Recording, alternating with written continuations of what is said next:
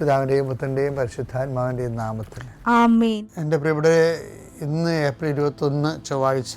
അമ്മേ പരിശുദ്ധ അമ്മേ, അമ്മേ പരിശുദ്ധമേ, ദൈവമാതാവേ, കൃപാസനത്തിലൂടെ ഞങ്ങൾക്കും ഞങ്ങളുടെ ദേശത്തിനും അമ്മ മധ്യസ്ഥം തേടി തന്ന എല്ലാ അനുഗ്രഹങ്ങൾക്കും കൃപകൾക്കും ഞങ്ങളിപ്പോൾ ഹൃദയം നിറഞ്ഞ നന്ദി പറയുന്നു. അമ്മേ പരിശുദ്ധമേ, ദൈവമാതാവേ, 2004 ഡിസംബർ 7 ഉച്ചകഴിഞ്ഞ് 2:30 കൃപാസനത്തിൽ സംഭവിച്ച അമ്മയുടെ പ്രത്യക്ഷപ്പെടലിനെ കുറിച്ച് തിരുസഭയ്ക്ക് സമർപ്പിച്ചിരിക്കുന്ന പഠനരേഖകളുടെ മേൽ സഭാത്മകമായ പഠനം ആരംഭിക്കുവാൻ ഞങ്ങൾ പ്രാർത്ഥിക്കുന്നു. അമ്മേ പരിശുദ്ധമേ, ഭൂസ്വർലോകങ്ങളുടെ രാജ്ഞിയായ അങ്ങേയ്ക്ക് ഭൗമസംരക്ഷണത്തിനായി പ്രപഞ്ചപ്രകൃതിയെ തന്നെ തിരുസഭ പ്രതിഷ്ഠിക്കുവാൻ ഈ പ്രത്യക്ഷീകരണം വഴി ഇടയാക്കണമേ. പരിശുദ്ധമേ, ജപമാല മാതാവേ, സകല കൃപാസനം പ്രാർത്ഥനയോടും ചേർത്ത് ഞങ്ങളിപ്പോൾ പ്രാർത്ഥിക്കുന്ന ഈ കുടുംബത്തിന്റെ പ്രത്യേക നിയോഗം പറ മക്കളെ.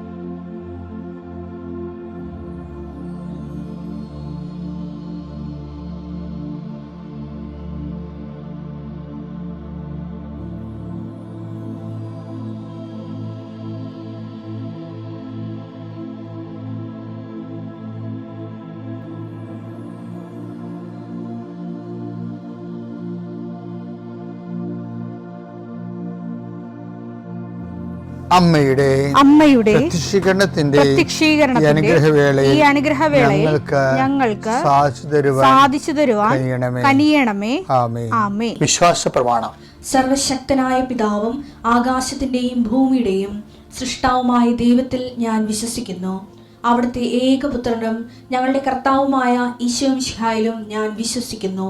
ഈ പുത്രൻ പരിശുദ്ധാത്മാവിനാൽ ഗർഭസ്ഥനായി കന്യകാമറിയത്തിൽ നിന്ന് പിറന്ന് പൊന്തിയോസ് പീലാത്തോസിന്റെ കാലത്ത് പീഡകൾ സഹിച്ച് കുരിശിൽ തറയ്ക്കപ്പെട്ട് മരിച്ച് അടക്കപ്പെട്ട് പാതാളങ്ങളിൽ ഇറങ്ങി മരിച്ചവരുടെ ഇടയിൽ നിന്ന് 3-ാം നാൾ ഉയർത്ത് സ്വർഗത്തിലേക്ക് എഴുന്നള്ളി സർവശക്തിയുള്ള പിതാവായ ദൈവത്തിന്റെ വലതുഭാഗത്തിരിക്കുന്നു. അവിടെ നിന്ന് ജീവിക്കുന്നവരെയും മരിച്ചവരെയും വിധിക്കുവാൻ വരുമെന്നും ഞാൻ വിശ്വസിക്കുന്നു. പരിശുദ്ധാത്മാവിലും ഞാൻ വിശ്വസിക്കുന്നു.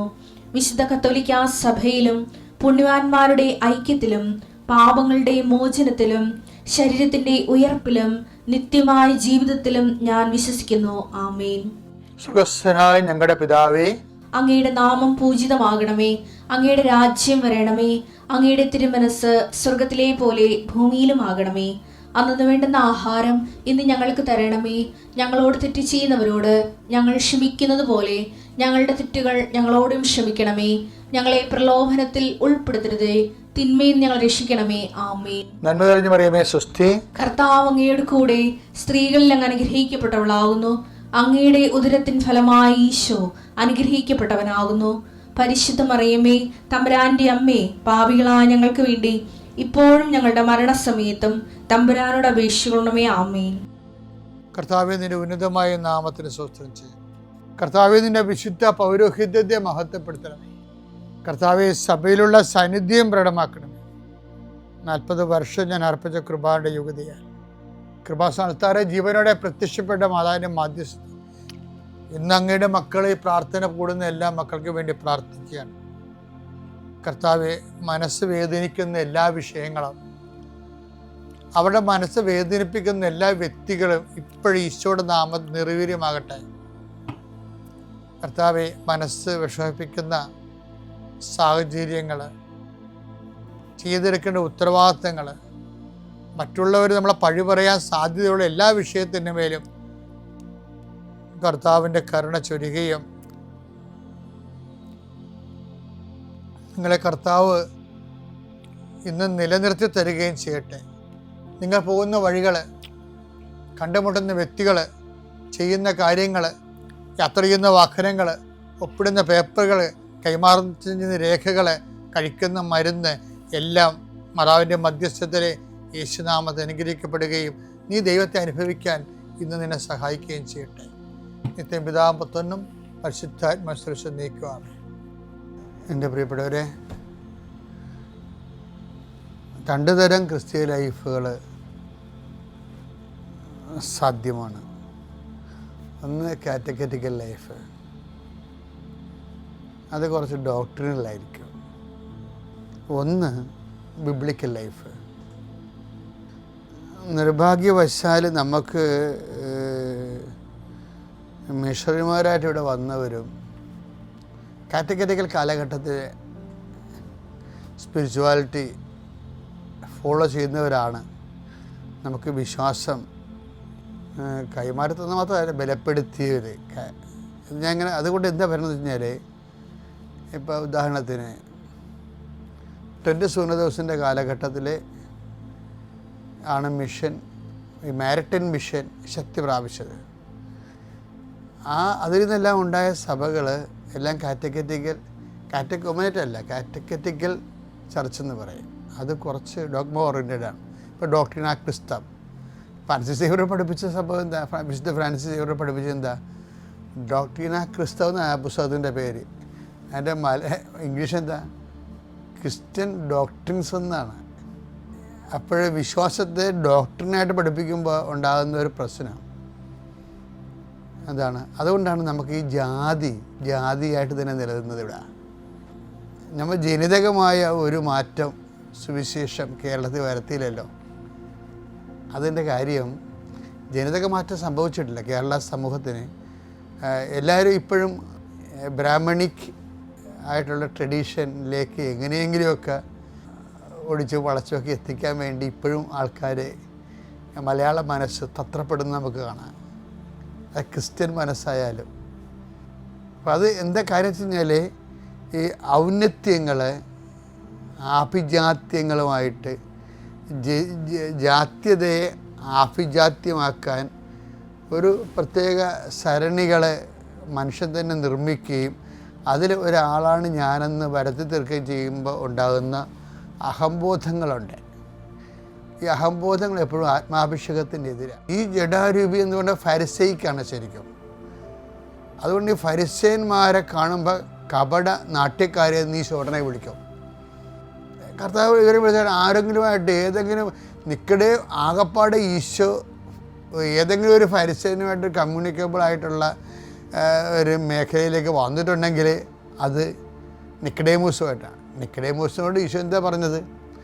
ആത്മാവിൽ ജനിക്കണത് ആത്മാവും, ജഡത്തിൽ നിന്ന് ജനിക്കുന്നത് ജഡവുമാണെന്നാണ് പറഞ്ഞത്.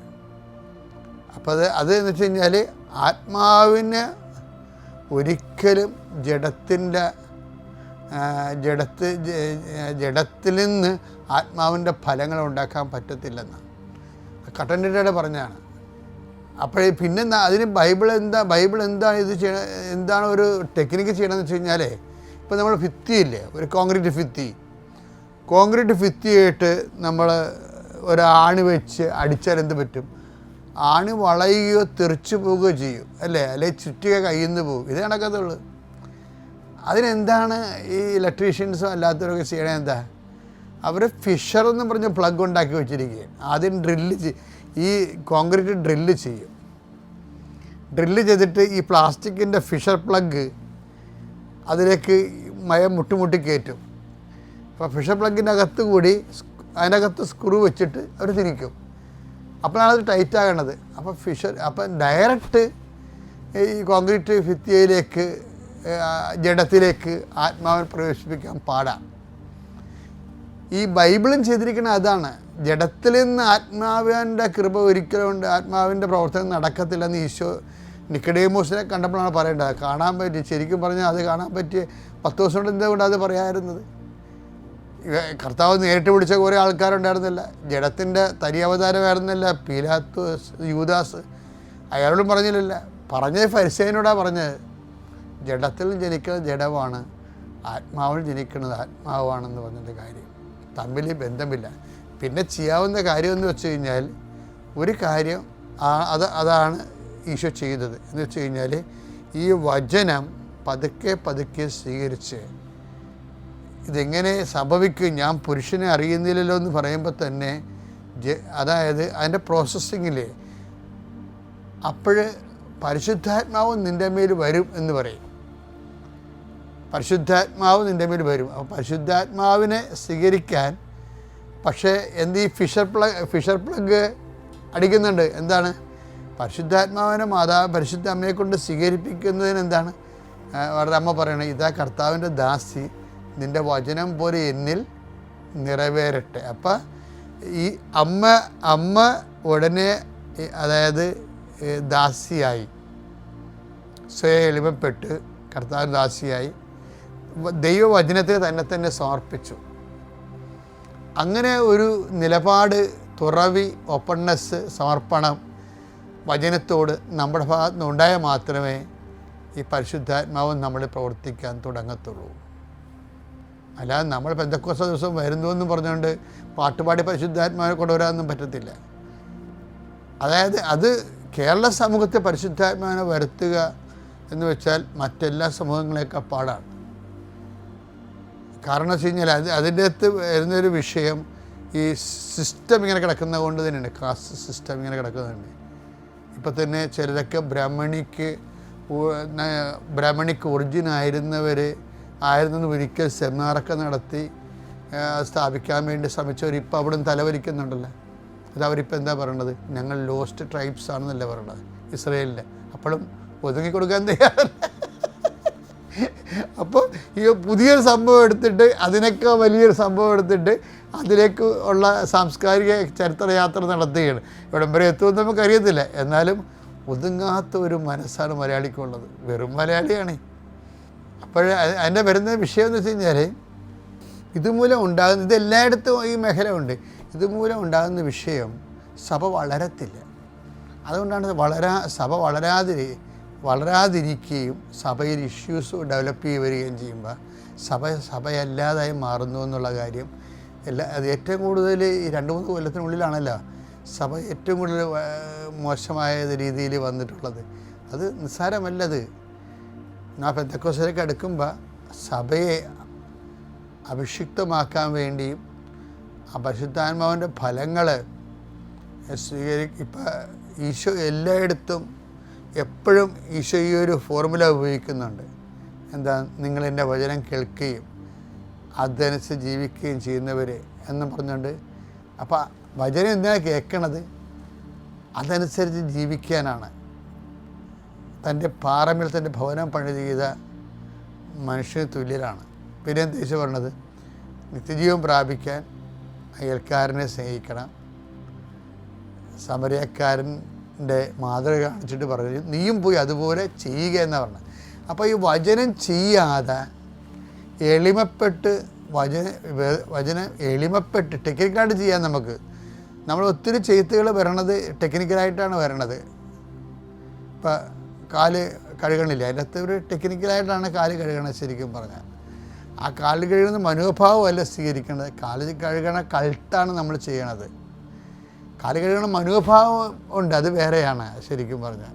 അതന്നെ സെൻറ്റ് പോൾ പറഞ്ഞത്, യേശുക്രിസ്തുവിൻ്റെ മനോഭാവം നിങ്ങൾക്കുണ്ടാവട്ടെ.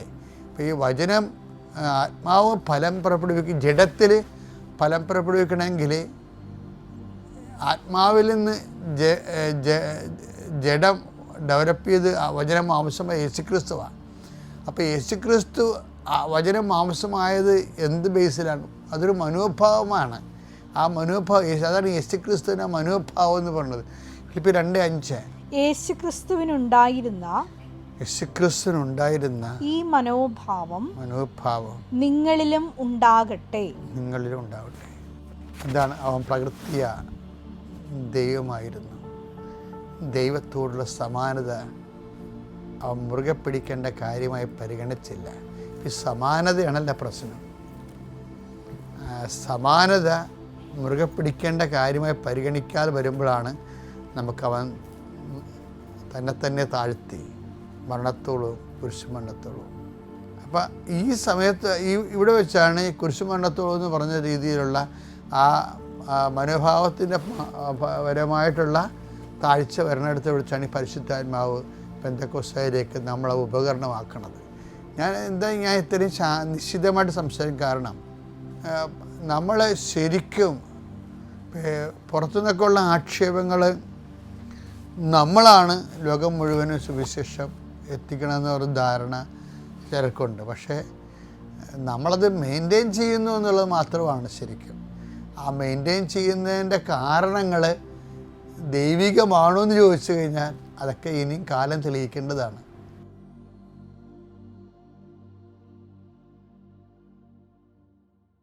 അത്യപൂർവ ദൈവാനുഭവങ്ങൾ ഇനി നിങ്ങൾക്കും സ്വന്തം. ഈ യൂട്യൂബ് ചാനൽ ഇതുവരെ സബ്സ്ക്രൈബ് ചെയ്തിട്ടില്ലെങ്കിൽ ഇപ്പോൾ തന്നെ സബ്സ്ക്രൈബ് ചെയ്യുക. ഈ വീഡിയോ ഇപ്പോൾ തന്നെ നിങ്ങളുടെ സുഹൃത്തുക്കൾക്ക് ഷെയർ ചെയ്തുകൊണ്ട് കർത്താവിൻ്റെ പ്രേക്ഷിതരാകുക.